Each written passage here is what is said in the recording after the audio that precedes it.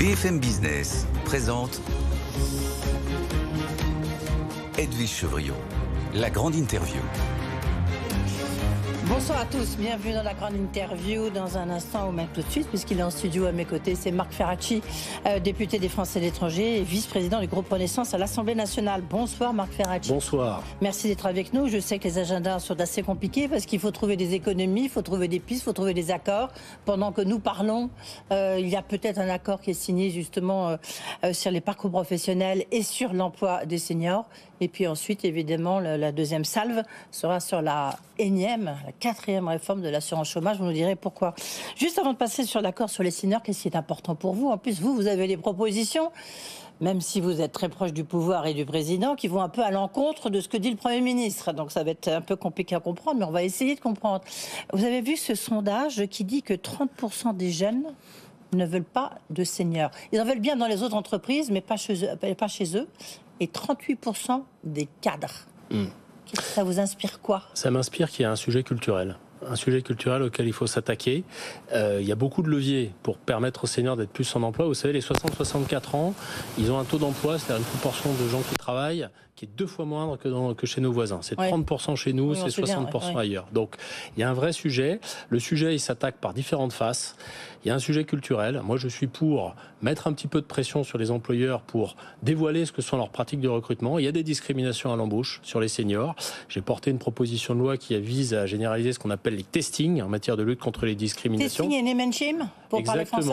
Exactement. Testing, name and shame si vous voulez, ou publicité des noms des entreprises qui discriminent, soit sur les seniors, soit sur l'âge, soit sur le sexe, soit sur les origines. Et il y a effectivement un testing qui est en préparation sur l'emploi des seniors dans le cadre de cette proposition de loi. Mais il y a d'autres sujets sur lesquels il faut insister. Il y a des enjeux de reconversion professionnelle. Parfois, c'est très difficile. Attendez, Marc Ferracci, on va en reparler, on va rentrer dans le vif du sujet. Il y a quand même cette question de, vous avez dit, culturelle, et puis il y a aussi cette question de peut-être de mettre plus la pression sur le patronat, parce que visiblement, il y a l'accord qui va être signé. Quand vous interrogez les syndicats, ils vous disent qu'il n'y a rien de révolutionnaire, on n'est pas dans le grand soir social, parce qu'il y a une forme de conservatisme du patronat. Est-ce qu'il faut faire quelque chose? Écoutez, je pense qu'il faut inciter les entreprises, y compris les inciter financièrement. Moi, j'ai fait une proposition assez simple, c'est de faire évoluer quelque chose qui existe déjà. On n'a pas besoin de tout recréer. C'est un système de bonus-malus qui aujourd'hui lutte contre les contrats courts. Et ça marche. On peut le faire évoluer facilement pour inciter les entreprises à maintenir en emploi des seniors. Oui. Concrètement, ça veut dire qu'il faut que le système tienne compte de ce que coûte l'entreprise à l'assurance chômage. Les seniors, on le sait, ils sont mieux indemnisés que les autres salariés, ils restent plus longtemps indemnisés par le chômage et donc ils coûtent plus cher. Si on fonde le bonus-malus là-dessus, eh bien, il y aura de bonnes incitations à maintenir les seniors dans l'emploi. Puis après, il faut faire en sorte que les seniors qui passent par le chômage retrouvent un emploi. Vous vous souvenez, pendant la réforme des retraites, on a discuté d'un index senior, c'est-à-dire un index qui dit quelle entreprise joue le jeu de l'emploi des seniors. Moi, j'étais assez favorable à cet index parce que quand vous allez sur le terrain, vous rencontrez des gens au-delà de 50-55 ans qui envoient des dizaines, des centaines de CV à des entreprises qui ne leur répondent pas. L'index, ça permettrait de cibler sur les bonnes entreprises, c'est-à-dire celles qui jouent le jeu de l'emploi des seniors. Alors je vous repose ma question, est-ce qu'il faut aller jusqu'à cette question du name and shame? Est-ce qu'il faut pointer les entreprises de doigt? Est-ce qu'il faut des sanctions? Parce que évidemment le MEDEF ni la CPME n'en veulent de ces sanctions.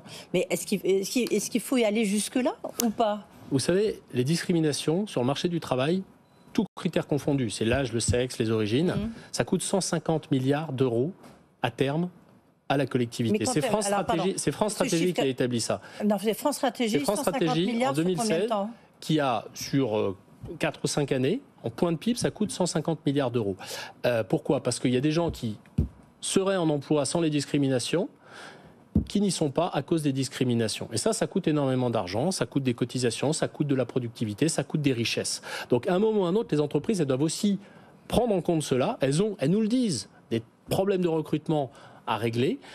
Et pourtant, elles continuent, pour certaines d'entre elles, pas pour toutes, à avoir des pratiques. Il suffit de regarder les taux de chômage. Des pratiques de recrutement qui sont parfois discriminantes. Donc je pense qu'il faut une prise de conscience.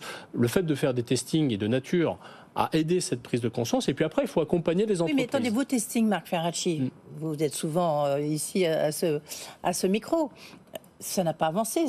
Vous êtes toujours, mais toujours dans l'idée d'en faire. Bien sûr. Mais on n'en fait pas. Mais on n'en fait pas parce que cette proposition-là n'a pas encore été adoptée. Et on ben a voilà. une commission mixte paritaire mercredi, dont je ne sais pas si elle sera conclusive. Peut-être qu'on sera obligé d'aller en deuxième lecture. Oui. Mais en tout état de cause, moi je suis quelqu'un d'opiniâtre. Donc ce texte, je pense qu'on l'adoptera et on l'adoptera dans une version ambitieuse à la fin. Et j'espère qu'on multipliera les testings et notamment les testings à l'embauche sur les seniors. Sur cet accord, c'est un peu aujourd'hui, c'est un peu la séance de la dernière chance, non, pour trouver un accord. Oui. Ouais. Les partenaires sociaux sont en train de négocier au moment où on se parle. On sait qu'il y a des points durs dans la négociation. Ça a été dit sur votre plateau il y a quelques minutes. La question du compte épargnant universel dont une partie des organisations patronales ne veulent pas. La question... on se demande pourquoi. C'est une question un peu d'organisation. Ça serait plus compliqué. Je pense que la préoccupation et la crainte, c'est effectivement que ça déstabilise certaines entreprises. Mais justement, un accord, c'est fait pour discuter des détails. Pour dire, regardez, le compte épargnant universel, c'est épargner des jours de congé quand vous êtes jeune et que vous avez la possibilité de ne pas tous les prendre pour pouvoir à 45 ans vous reformer, pour pouvoir prendre une retraite plus précoce.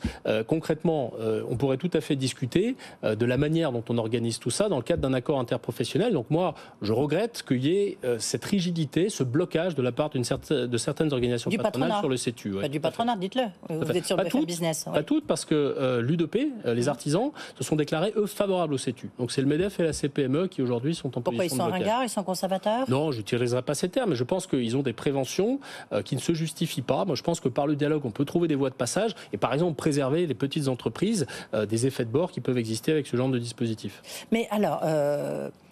Le problème de cette négociation, de la dernière chance sur cet accord, avec le gouvernement qui a promis de reprendre l'accord si l'accord était signé, mais il y a quand même toutes les organisations syndicales et patronales, ils ont le couteau sous la gorge.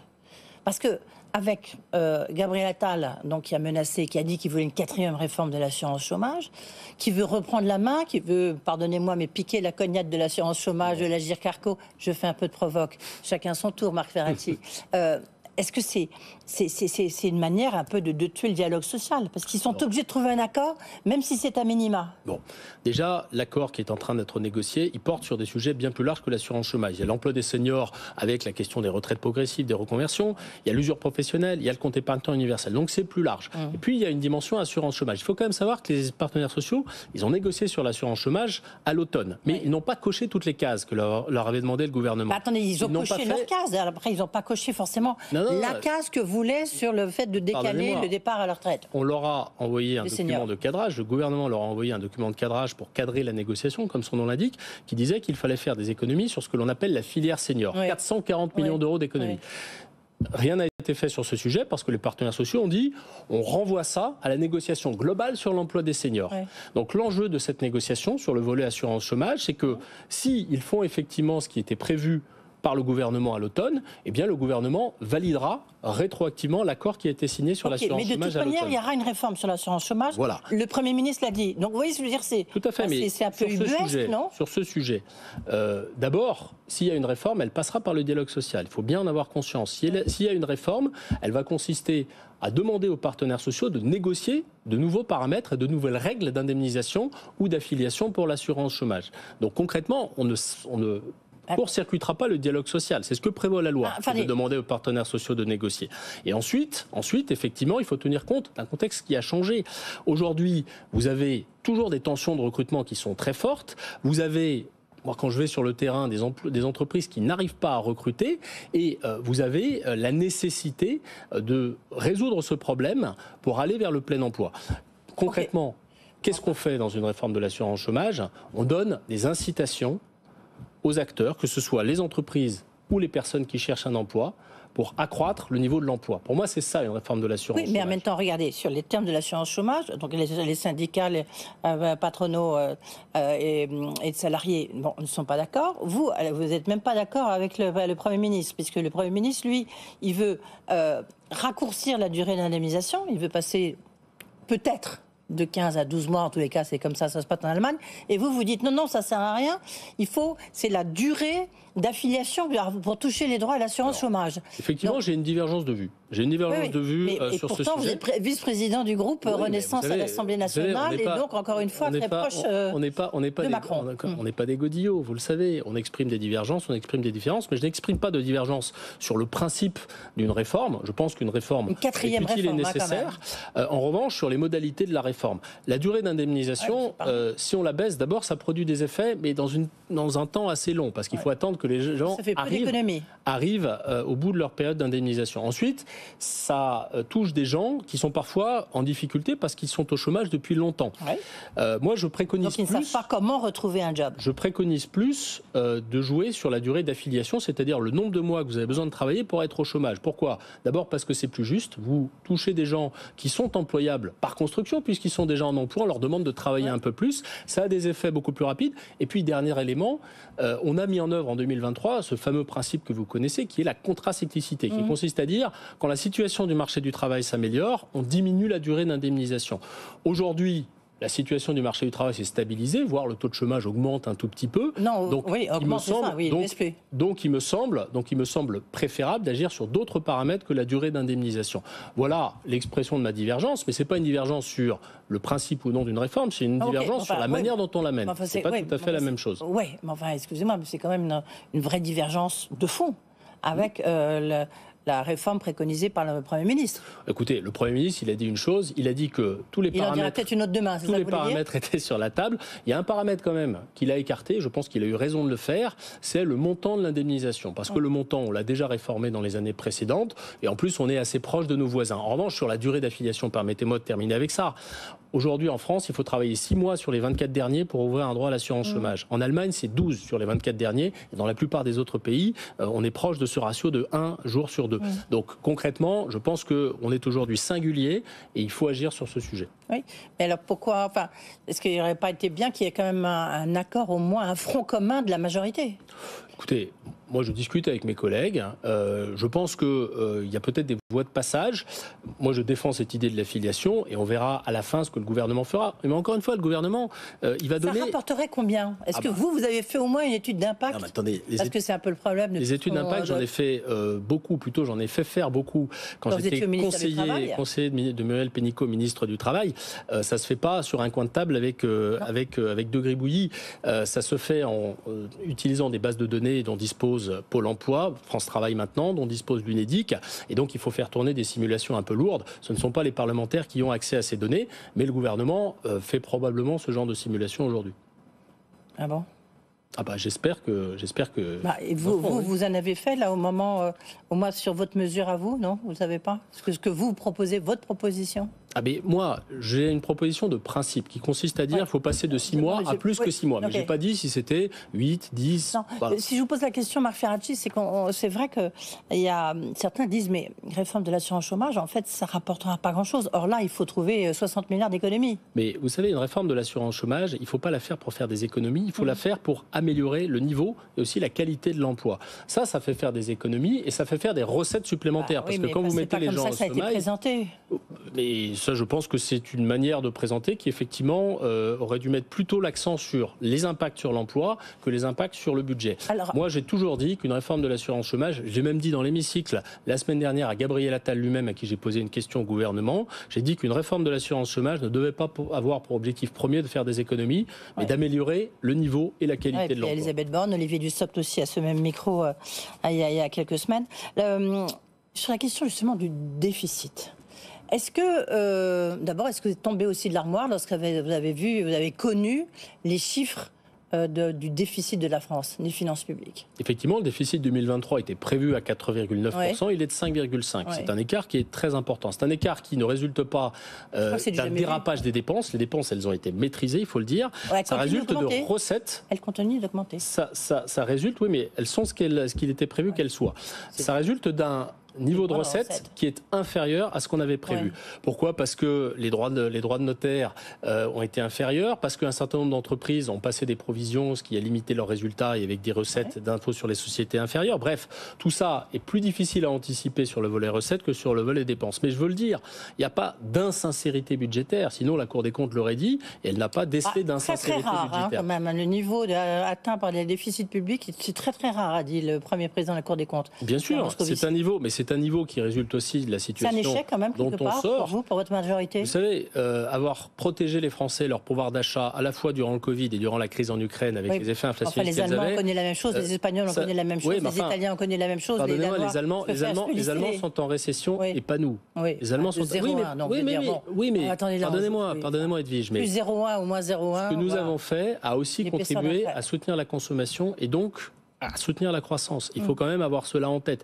Et je pense que le rebond que nous allons connaître fin 2024, début 2025, quand les taux vont baisser, l'inflation ralentit et c'est un élément favorable pour le rebond économique, eh bien ça va nous permettre de réduire les déficits beaucoup plus rapidement. Moi j'attends, le gouvernement va publier ses prévisions de trajectoire pour les prochaines années. J'espère qu'elles resteront ambitieuses en matière de réduction de déficit. Et si on continue à faire des réformes comme celle de l'assurance chômage, on y arrivera. Comme a dit le Premier ministre, on va rester en dessous des 3% en 2027, etc. On saura. Mais enfin, il faut que ça soit réaliste, voire réalisable. Mais moi, je pense qu'on peut atteindre cet objectif. Vous avez une minute pour nous dire, en chiffrant, nous dire où est-ce qu'on va trouver des économies. Il faut marcher sur deux jambes. Déjà, il faut créer des emplois parce que c'est avec des recettes supplémentaires qu'on fait baisser les déficits beaucoup plus qu'avec des dépenses en moins. Ensuite, sur les dépenses, moi, j'ai fait des propositions. On dépense 4 milliards d'euros pour des aides à l'embauche des apprentis, dont un grand nombre profitent à des gens qui sont dans l'enseignement supérieur. Or, l'apprentissage dans l'enseignement supérieur, moi je l'ai dit quand j'étais encore universitaire, ça n'a que très peu de valeur ajoutée en matière d'insertion professionnelle. On pourrait faire de grosses économies sans nuire à la croissance et sans nuire à l'insertion des jeunes. On a des sujets comme la réduction ou la limitation des dépenses de santé. Vous savez qu'on dépense 5,7 milliards d'euros, vous voulez des chiffres, je vous en donne, sur le transport médicalisé. Bon, ça c'est en route, si j'ose dire. Ce sont des sujets sur lesquels je pense qu'on est fondé à avoir une régulation beaucoup plus stricte. Et je pense que le gouvernement, avec les parlementaires, et notamment ceux de la Commission des affaires sociales dont je fais partie, sont en train d'y réfléchir. Il y a tout le volet, encore une fois, des niches fiscales. Les niches fiscales et sociales, moi j'ai fait un rapport il y a déjà un an sur les exonérations de charges patronales qui a abouti à des éléments de réduction des exonérations sur les hauts salaires parce que ça ne crée pas d'emploi et ça n'améliore pas la compétitivité des entreprises. Bref, il y a beaucoup de choses à faire. Est-ce qu'il faut taxer, en un mot, est-ce qu'il faut taxer les super profits et les super riches ? Moi, je ne sais pas définir, on a eu ce débat l'année dernière pendant le débat, ce que c'est qu'un super profit. Si on arrive à identifier des profits qui résultent de facteurs extérieurs qui ne résultent pas de la bonne gestion des entreprises, bah ça, par exemple, la crise de la Covid. La crise de la Covid pour les laboratoires de biologie médicale, à qui on a demandé une contribution parce qu'ils avaient fait beaucoup de profits grâce aux tests. La contribution sur les énergéticiens, on les a déjà mis à contribution, les énergéticiens, parce qu'ils ont fait de gros profits grâce au prix de l'énergie. Si on arrive, il y a une task force qui est en train d'y réfléchir, mandatée par Gabriel Attal, si on arrive à identifier ce genre de rentes qui sont indues, c'est-à-dire qui ne résultent pas d'un comportement d'innovation, eh bien on peut effectivement regarder des contributions, je suis d'accord. Merci beaucoup Marc Ferracci. Vous nous direz si justement sur la question du testing, ça passe ou ça passe pas. Voilà, ça sera intéressant de voir, de suivre votre PPL, comme dit votre projet de loi.